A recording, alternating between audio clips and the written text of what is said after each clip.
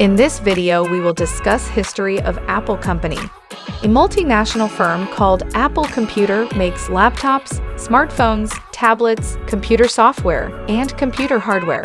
It was the first prosperous corporation for personal computers. The company's current headquarters are in Cupertino, California, and it also owns the Apple Store's brand of department stores. It wasn't always the market leader in the sales of consumer gadgets and media. There was a trip that started from nothing. In this video, we'll be focusing on that trip. About the Apple Company. Stephen G. Wozniak's long-standing ambition to create his own computer gave rise to Apple. Wozniak developed a concept for his own microcomputer in response to the support of his homebrew computer club buddies. While Wozniak was an engineering intern at Hewlett-Packard in 1976, the firm showed no interest in his invention. So, Wozniak, 26-year-old, made contact with a former high school that was intrigued. Student, age 21.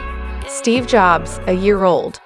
Both of them relocated the manufacturing processes to the Jobs family garage. To raise money, they eventually came up with the name Apple for their business.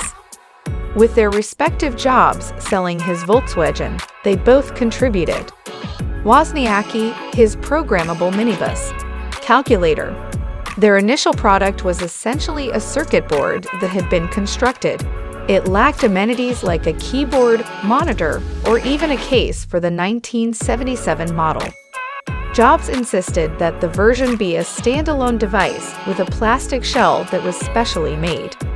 Unlike other early machines, intimidating steel enclosures. This particular Apple model was the most appealing microcomputer at the time thanks to its color display and other capabilities. Jobs realized early on that for the business to expand, it would need sufficient funding and skilled management.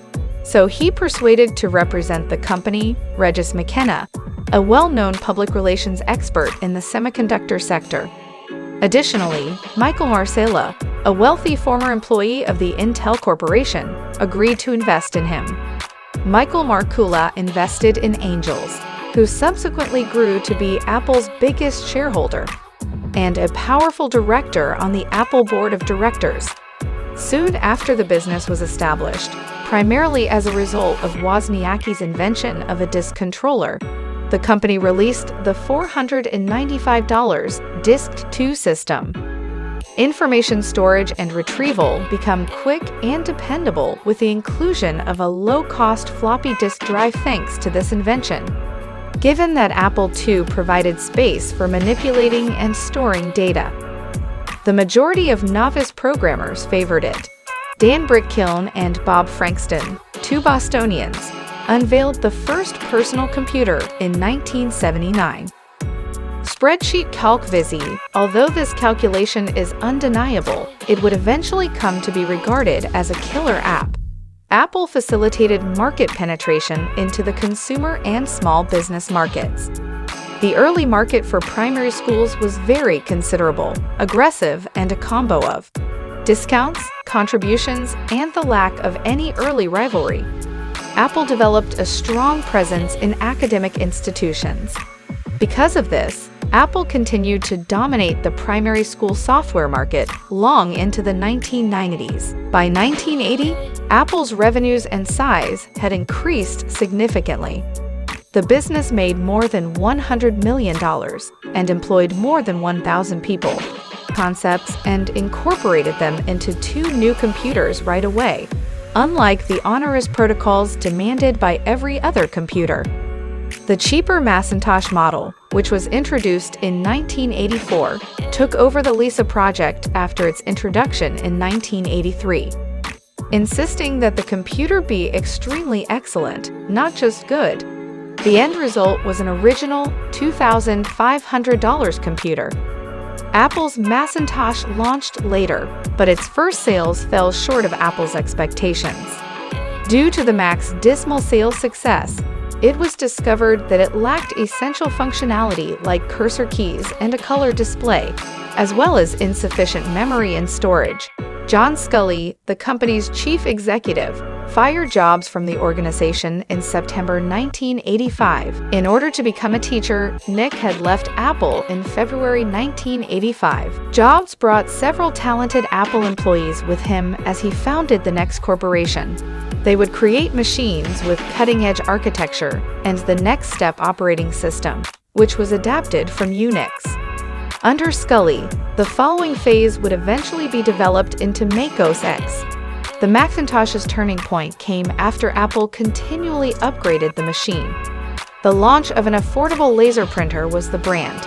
Together, these two innovations, Aldus Corporation's Page Builder and Mac's first killer app, launched the desktop publishing revolution. Due to them, tiny print shops could produce brochures, booklets, and letters with a professional appearance without using pricey lithographic methods. The publishing and graphic art sectors adopted Macs swiftly. Michael Spindler eventually took Scully's spot as the most significant market in 1993.